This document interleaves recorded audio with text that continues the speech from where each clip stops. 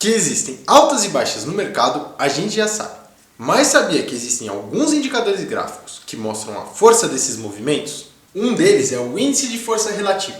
E é dele que eu vou falar agora no Coringa Econômico.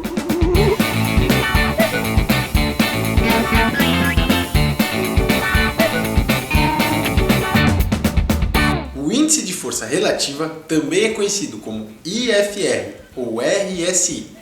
É um indicador de análise gráfica desenvolvido nos Estados Unidos nos anos 70 e ele nos mostra pontos onde o mercado pode estar sobrecomprado ou sobrevendido. Na prática, o IFR é bem simples.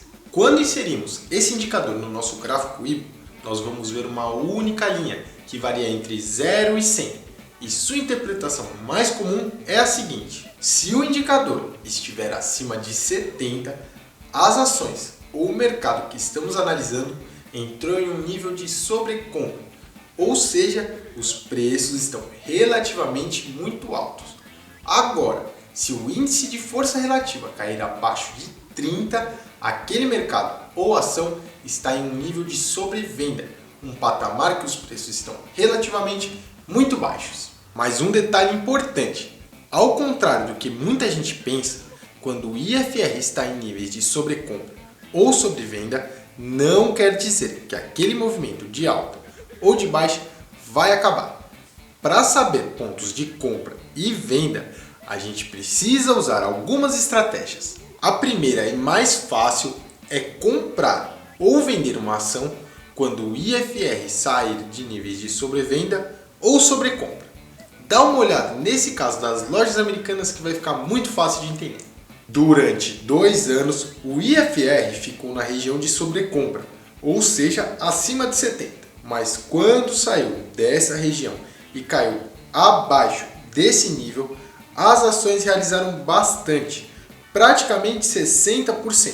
Então, sempre que as ações estiverem em região de sobrecompra e voltarem ao normal, é um movimento de queda que deve estar vindo. E para movimentos de alta, o pensamento é parecido. Dá uma olhada nesse caso da Marfrig. O indicador estava na região sobrevendida, ou seja, abaixo de 30. Mas quando ultrapassou esse nível, começou um movimento de alta e as ações subiram 98% em praticamente 6 meses. Por isso, o importante nessa estratégia é comprar ou vender quando a ação sair da região sobrevendida ou sobrecomprada. A segunda interpretação diz que o importante mesmo são as divergências entre o comportamento da ação e do índice de força relativa. Se, por exemplo, sua ação estiver subindo cada vez mais e o índice de força relativa não acompanhar esse movimento, seria uma indicação que o movimento de queda deve estar vindo. E para prever o começo de uma tendência de alta, o raciocínio é exatamente inverso. Se sua ação estiver caindo cada vez mais e o índice de força relativa não estiver acompanhando esse comportamento, um movimento de alta pode estar começando. O terceiro jeito de analisar o IFR é tratar o indicador como se ele fosse uma ação ou um mercado, desenhando suportes, resistências e linhas de tendência. Se, por exemplo, o IFR perder um suporte, essa seria uma indicação de queda para aquelas ações.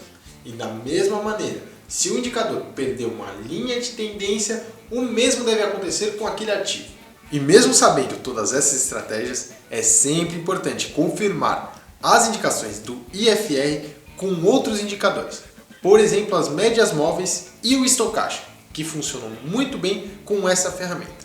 Mas fica tranquilo, porque no gráfico do IBO você tem todas essas ferramentas para analisar sua ação. Então, galera, vocês entenderam que o índice de força relativa ajuda a gente a saber quando uma ação ou um mercado está em um ponto de exaustão de compra ou de venda. Acima do nível 70, mercado sobrecomprado. Abaixo de 30, mercado sobrevendido. Mas não esquece que precisamos usar uma das 3 estratégias. Eu sou o Murilo Wozniak e a gente se vê no próximo Coringa Econômico então. Tchau!